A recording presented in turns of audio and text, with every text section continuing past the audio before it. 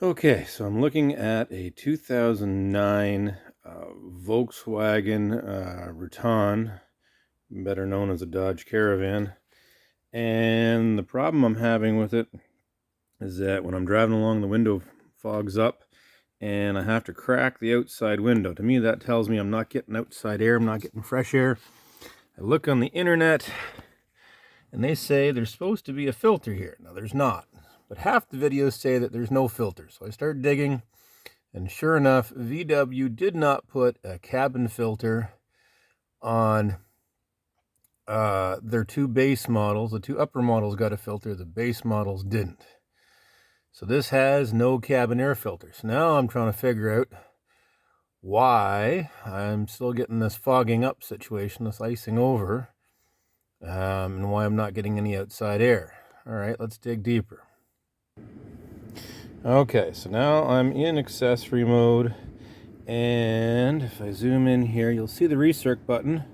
I'm going to push the recirc button. It flashes and then goes back off, which tells me that it won't go into recirculation mode. Now, the recirculation mode should make it fog up. And I should be able to have that light go off and my fogging should go away. But I'm having the opposite here. It won't go into recirculation mode. But I'm getting the fogging, so I'm thinking the button is not doing what it should. So I go and do a little more research, and guess what? That right there is the recirculation valve. Okay, so where I went to look for the filter is actually the recirculation valve. And if you look, we can see right in. Now, it's kind of a tip-over valve. Focus there, and you'll notice it's tipped into the recirculation position, not the fresh air position. Having trouble getting it to focus there, but yeah, it's a great big tip over valve, and it is all the way forward. So now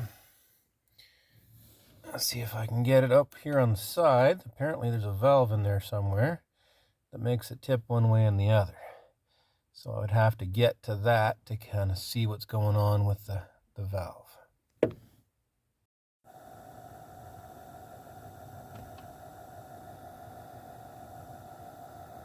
Nope. It doesn't even wiggle when I hit the recirc button. Does nothing. Alright. Okay, so I just flipped this a second ago. Let's see if I can do it again. There we go. I didn't catch any of that on camera because I was looking, but I just flipped the little door over with a coat hanger. It doesn't appear to be attached to anything whatsoever. Because it's not attached to anything whatsoever, it flipped over really easily. It just means that the shaft is broken. Probably means the whole thing needs to be replaced. For right now, that'll work fine with the door flipped over into this position, because now the car won't fog up.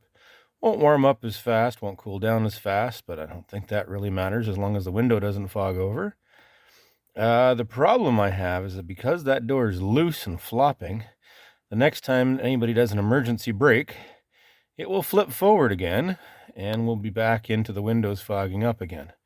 So at some point, this will need to be all taken apart and replaced. I've heard it's a 10 to 15 hour job. Got to remove the entire dash. But for right now, I think the easiest thing is just to poke it every once in a while when it flops forward, and the van should work just fine, just as it is. Okay, I just got back from a test drive. I did some fairly hard braking. At the end of it, the recirc valve is still in the fresh air position, so I don't think braking will do it. Maybe an impact, but hopefully there's no impacts involved. But braking doesn't seem to affect it. So the recirc valve will stay in the fresh air position, and I think for 99% of what you're doing, that will work just fine. So it shouldn't matter. The only thing I didn't cover is at the start of the video, I noticed as I was going to edit that I never showed you what we're looking at here. So what we're actually looking at is the glove box. So to get this open, there is a little string here. String kind of hooks over. Oh, missed. Come on.